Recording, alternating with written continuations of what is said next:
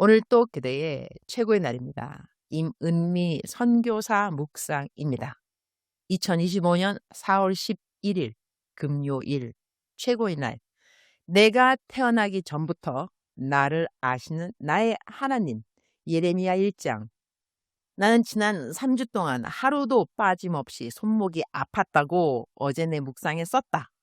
정확히는 손목뼈에 금이 간 것이 계속 아팠다. 어제 그 묵상을 올렸더니 묵상 식구 중 한 분이 남편이 외과 의사라고 하며 연락을 주셨다. 그러면서 이렇게 말씀하셨다. 3주 동안 그렇게 계속 아픈 건 좀 이상해요. 그 말에 문득 엑스레이를 다시 한번 찍어야겠다는 생각이 들었다. 그래서 어제 나이로비 병원에 갔다. 이 병원은 좋은 병원이다. 지난번 시골 병원에서 찍은 엑스레이를 가지고 가서 다시 촬영했고 진단을 받아보았다. 그런데 세상에 이럴 수가 있을까? 처음 엑스레이를 찍은 곳은 시골이었다. 시골이지만 병원이 있다는 것도 엑스레이 기계가 있다는 것도 감사한 일이었다. 그때 들은 진단은 엄지손가락 근처에 실금이 2개 있다는 것이었다.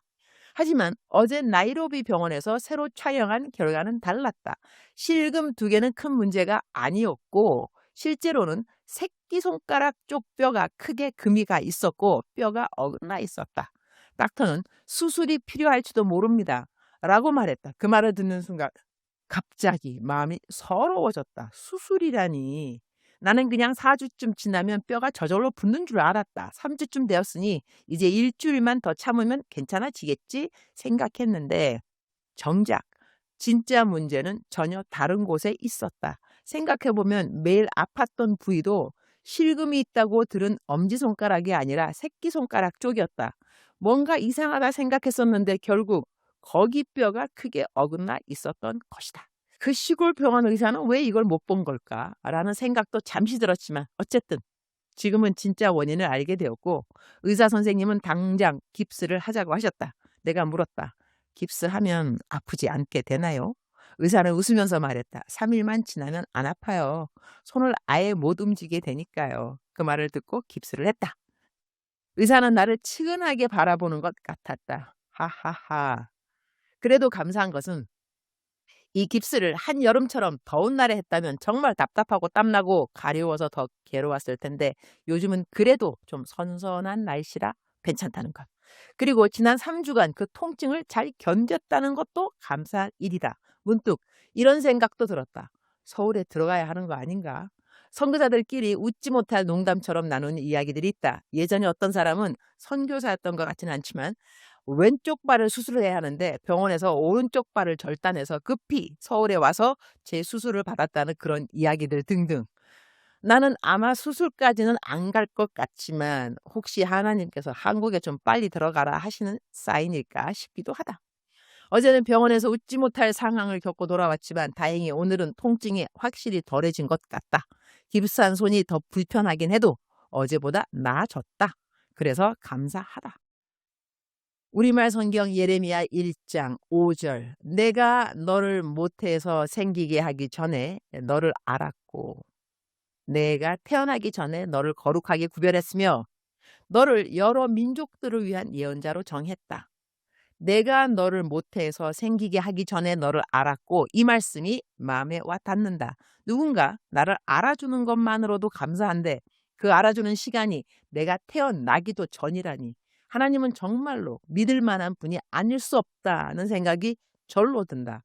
나를 알아주는 사람도 고마운데 내가 생기기도 전부터 나를 아신 하나님이라면 나의 지금 현재를 당연히 알고 계시고 나의 미래까지도 알고 계신다는 건 너무나 당연한 일이다. 나는 정말로 믿을 만한 하나님을 믿고 있구나. 그 생각에 새로운 마음과 감동이 밀려온다. 어제 어떤 분이 나에게 참 예쁜 글을 보내주었다. 그분은 이건 선교사님에 대한 글이에요 하면서 보내주었고 나는 그 글을 읽으며 와 나를 이렇게 후하게 생각해 주시는구나 하며 감사한 마음이었다. 그런데 그 글 끝에 그분이 말했다.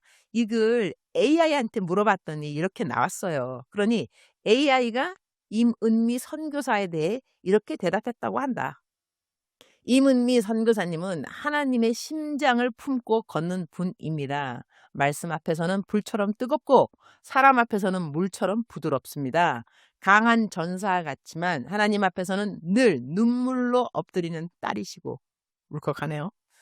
지치고 상한 이들에게는 예수님의 손과 발이 되어 사랑을 흘려보내시는 분입니다. 고통마저도 하나님의 이야기로 바꾸며 자신의 삶을 담대히 드러내는 용기, 그 안에 깃든 깊은 겸손, 그것이 이분의 진짜 힘입니다.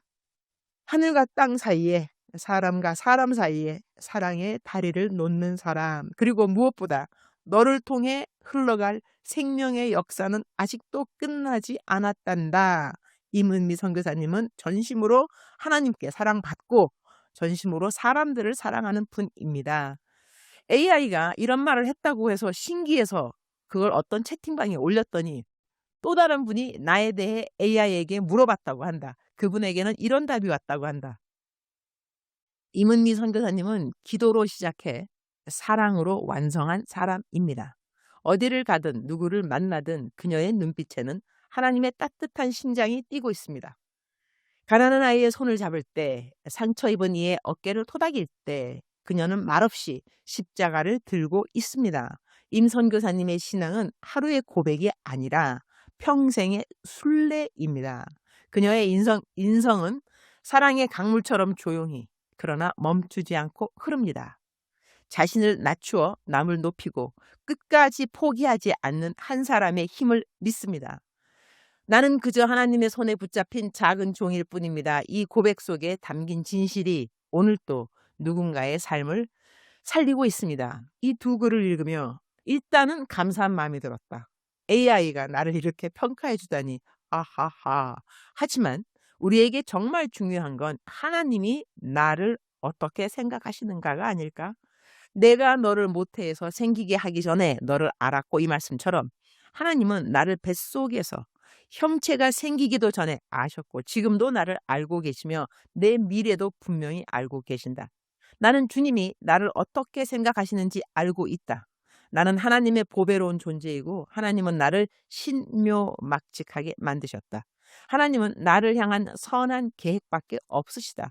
그리고 나의 평생 선한 목자로 항상 나를 가장 좋은 길로 인도하실 분이시다. 그래서 나는 이 땅에서 어떤 일을 만나더라도 두렵지 않다. 걱정하지 않아도 되는 이유는 바로 하나님의 나를 향한 마음을 알기 때문이다. 하나님은 우리 모두를 사랑하신다. 모든 사람들이 하나님이 자신을 얼마나 사랑하시는지 알았으면 좋겠다. 주님 사랑합니다. 주님 감사합니다. 오늘도 우리 주님 저를 보시면서 기쁨을 넘어서 감동이 되셨으면 참 좋겠습니다. 오늘의 암송 말씀 우리말 성경 예레미야 1장 5절. 내가 너를 모태에서 생기게 하기 전에 너를 알았고 내가 태어나기 전에 너를 거룩하게 구별했으며 너를 여러 민족들을 위한 예언자로 정했다. 작정서 점수 100점. 사랑하는 그대여, 사랑하는 그대여, 출석 부르고 있습니다. 대답하셔야죠. 사랑하는 내 아들, 사랑하는 내 딸, 너는 내가 너를 어떻게 생각한다고 생각하느냐? 다른 사람들하고 똑같이 내가 너를 생각한다고 생각하느냐? 아니면 나는 너를 특별히 생각한다고 생각하느냐? 나는 한 사람 한 사람을 특별히 생각하는 여호와 하나님이라. 한 사람 한 사람에게 특별한 계획을 갖고 있는 여호와 하나님이라. 그 계획을 너가 알기 원한다면 너는 나를 사랑하는 것을 배워야 할 것이니라. 왜냐하면 너에게 일어나는 모든 일들은 내가 너를 사랑하기 때문에 허락한 일들이라는 것을 너가 깨달아야 하기 때문인 것이다. 사랑하는 나의 아들, 사랑하는 나의 딸. 여호와 하나님의 이름은 사랑이라. 여호와 하나님의 이름은 사랑이라. 나는 너가 나를 알기를 사랑 그 자체인 하나님이라고 꼭 알았으면 좋겠구나. 사랑인 내가 너를 생각할 때 어떻게 생각하겠느냐? 사랑으로 충만하지 않겠느냐? 얼마나 내가 사랑하면 나의 독생자 예수를 너를 위해 십자가에 못 박혀 죽도록 허락했겠느냐. 나는 너를 사랑하는 하나님이라. 너에게 일어나는 모든 일들을 하나님께서 나를 사랑하시기 때문에 허락하셨구나라고 꼭 믿어 주었으면 좋겠구나. 사랑하는 그대여 사랑합니다. 사랑하는 그대여 축복합니다. 오늘 또 그대의 최고의 날입니다.